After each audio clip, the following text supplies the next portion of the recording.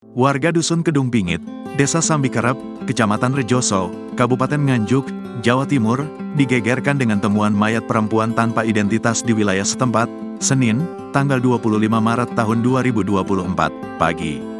Mayat perempuan tersebut ditemukan di kawasan hutan petak 117 Resort Pengelolaan Hutan Tamanan, bagian Kesatuan Pengelolaan Hutan Tamanan, tidak jauh dari Bendungan Semantok. Saat ditemukan, mayat perempuan itu hanya terbungkus spray, dengan kondisi jasad tanpa busana.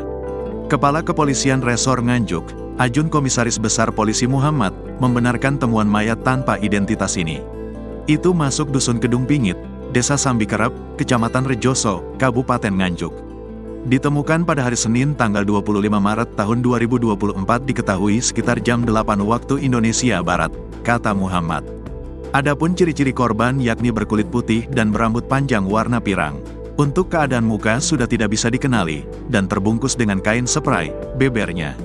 Sementara dari tempat kejadian perkara, aparat kepolisian mengamankan sejumlah barang bukti, diantaranya guling motif bunga kombinasi warna biru, kuning, dan putih.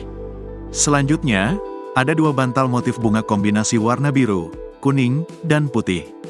Serta spray motif bunga kombinasi warna biru, kuning, dan putih.